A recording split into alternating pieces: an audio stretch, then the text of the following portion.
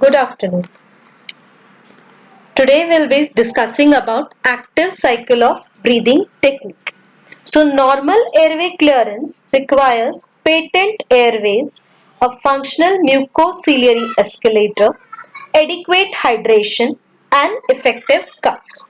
And when this is hampered, we need to teach airway clearance techniques to our patients. And one of airway clearance techniques is active cycle of breathing technique, which is also called as ACBT technique. ACBT or active cycle of breathing technique is used to mobilize and clear excess bronchial secretions. It neither causes or increases hypoxemia nor increases airflow obstruction. It has been shown to be effective to clear off bronchial secretions and improve lung functions.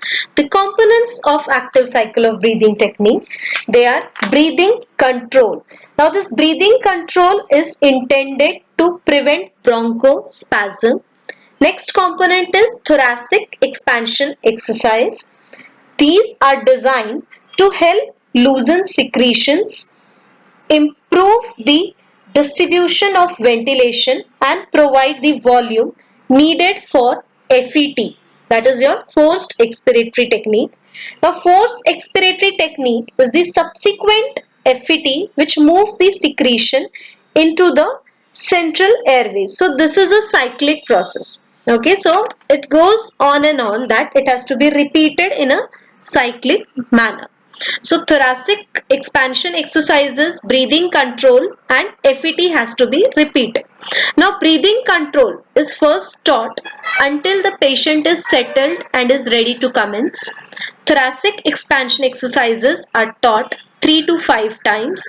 Breathing control is again taught until patient returns to their normal resting breathing rate. Then again thoracic expansion exercises are taught 3 to 5 times. Breathing control now is again taught until the patient returns to their normal resting breath rate, and then forced expiration is taught, and followed by that again we teach breathing control.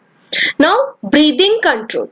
Breathing control is normal tidal breathing using the lower chest with relaxation of the upper chest and shoulders.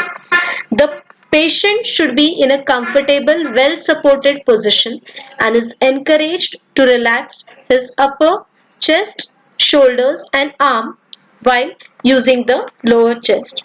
You could be seeing that we are teaching breathing control in sitting position.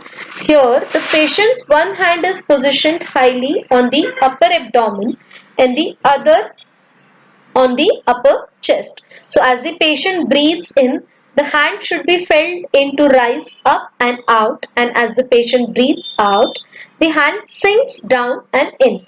An inspiration is an active phase and expiration should be relaxed and passive.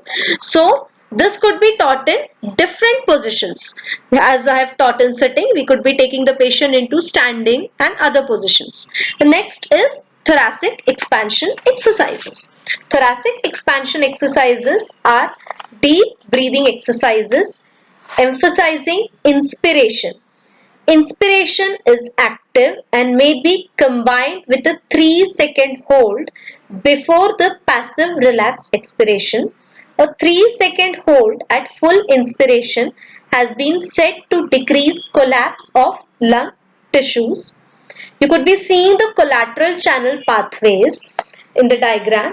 In the normal lung, the resistance to airflow via the collateral ventilatory system is high, but with increasing lung volume and in the presence of lung pathology, the resistance decreases, allowing air to flow via the collateral channels, that is the pores of Kohn, channel of Lambert and channels of Martin, and the air behind the secretions may assist in mobilizing them. So thoracic expansion exercises helps to promote collateral ventilation as well. The effectiveness of thoracic expansion exercises in re-expanding lung tissue and in mobilizing and clearing Excess bronchial secretions can be explained by the phenomenon of interdependence, which we have discussed previously. This is the effect of the expanding forces exerted between adjacent alveoli. At high lung volumes, the expanding forces between alveoli are greater than at tidal volume and assist in re-expansion of lung tissues. The dosage of thoracic expansion exercises could be 3 or 4 expansions are usually appropriate before pausing for a few seconds for a period of breathing control.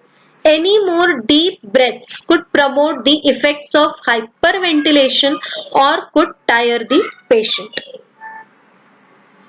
So as here it is shown that we could be taking thoracic expansion exercises by using the upper limbs in flexion or in abduction or trunk in flexion and extension and asking the patient to hold it for 30 seconds.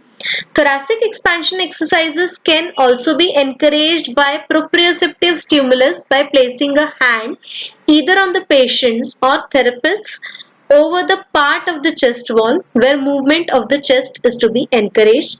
Additionally, the lung volume could be increased by using sniffing maneuver at the end of deep inspiration. Thoracic expansion exercises may also be combined with chest shaking, vibrations or chest clapping. These techniques may further assist in the clearance of secretions. The next is the forced expiratory technique. The forced expiratory technique is a combination of one or two forced expirations and periods of breathing control. Huffing to low lung volumes will move the more peripherally situated secretions, and when secretions have reached the larger, more proximal upper airways, a huff or cough from the high lung volume can be used to clear them. In any forced expiratory maneuver, there is dynamic compression and collapse of the airways downstream, that is towards the mouth, of the equal pressure point. This concept we have discussed earlier.